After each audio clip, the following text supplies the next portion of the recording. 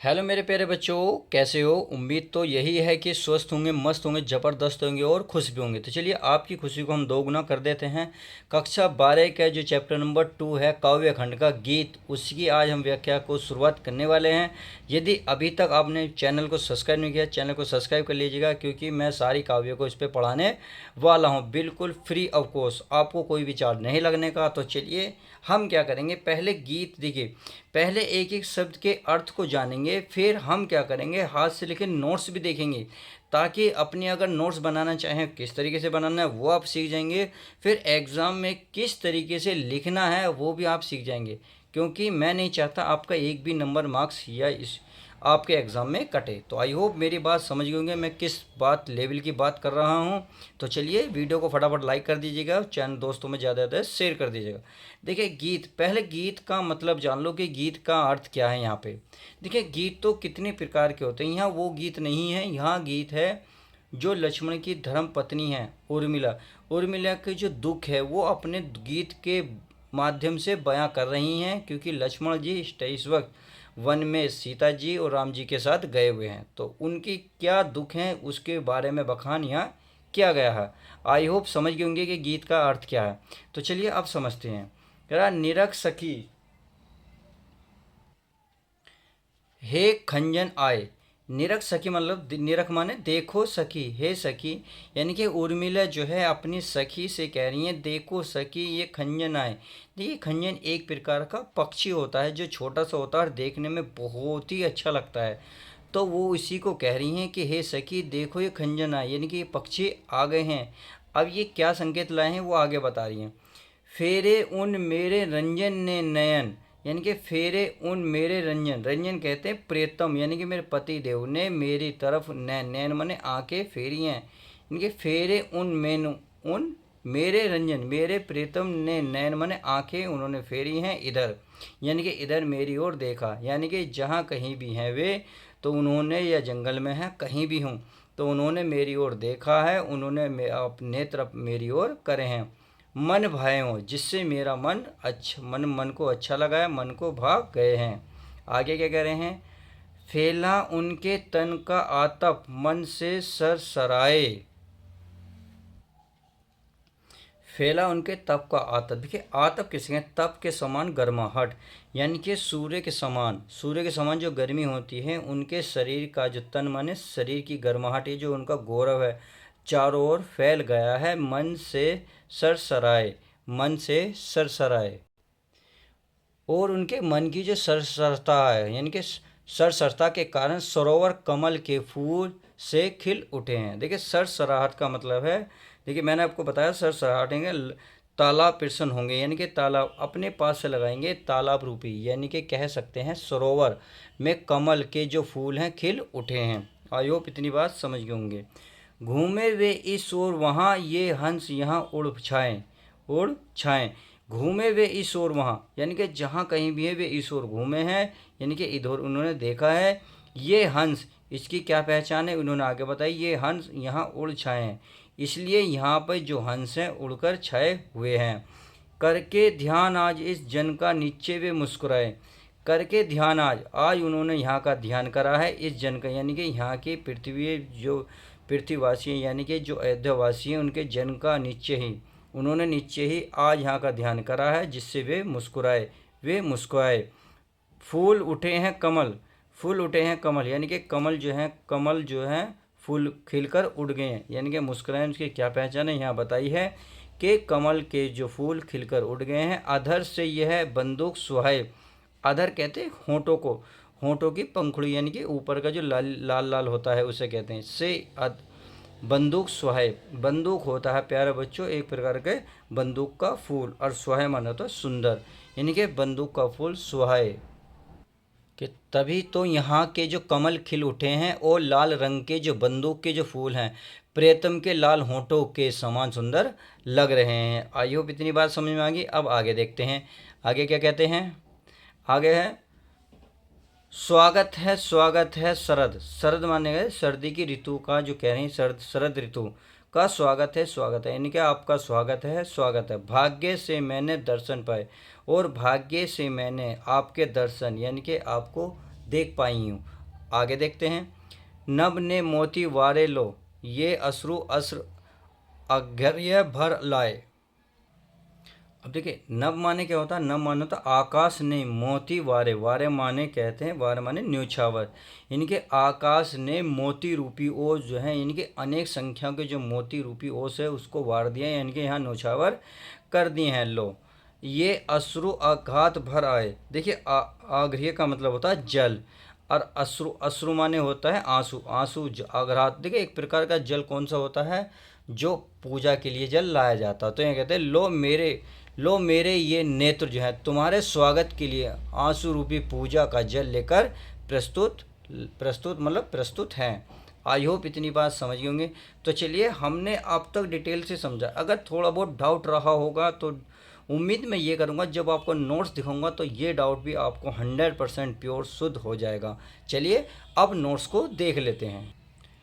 तो हमें क्या करना है प्यारे बच्चों? बिल्कुल सेम आराम से समझना है। देखिए, पहले आपको निरख सखी, फिर डेड डैश लगा देना है, भार लाए, यानी कि आपको शुरू के 2-3 शब्द लिखने हैं, लास्ट के 2-3 शब्द किताब से ही लिखने हैं, और फिर आपको क्या करना है? बीच में डेड डैश लगा देना।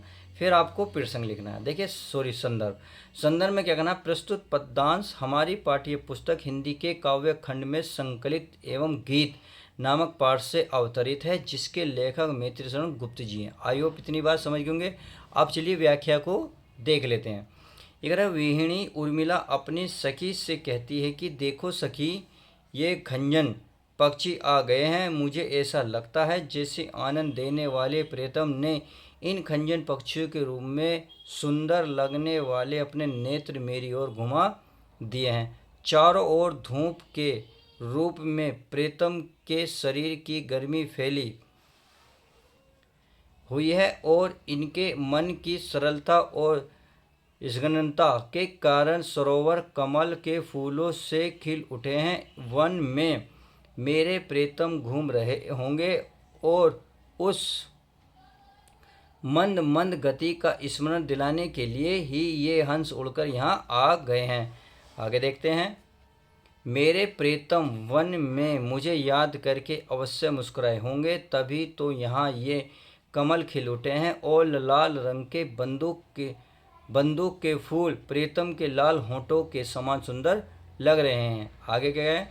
उर्मिला आगे कह रही हैं। उर्मिला कहती हैं कि हे शरद, तुम्हारा स्वागत है।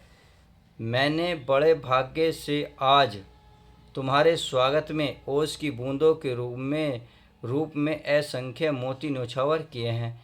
लो मेरे ये, आगे देखते हैं, नेत्र तुम्हारे स्वागत के लिए आंसू रूपी पूजा का जल लेकर प्रस्तुत हैं। इतनी बात आई होप समझ गए होंगे। अब काव्य सुंदरी देख लेते हैं, जो एग्जाम में आता ही आता है।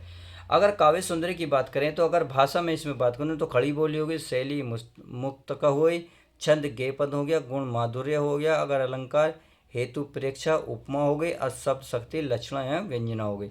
आई होप इतनी बात समझ गए होंगे। अब चलिए नेक्स्ट पद्यांश को देख लेते हैं, वो क्या कहता है। चलिए, अब नेक्स्ट पद्यांश हम देख लेते हैं। यहाँ क्या कह रहा है? शिशिर, देखिए शिशिर होता सर्दी का मौसम। न फिर गिर वन में, यानी कि न फिर, यानी कि ये जो है उर्मिला सर्दी के मौसम को क्या कह रही हैं? ये कह रही हैं, हे शिशिर, आप किताब जो नोटबुक में लिखेंगे केवल शिशिर ही लिखेंगे, सर्दी का मौसम नहीं लिख सकते, क्योंकि बहुत बड़ा हो जाएगा। आप छोटे में लिखेंगे तो अच्छा भी लगेगा और प्यारा भी लगेगा।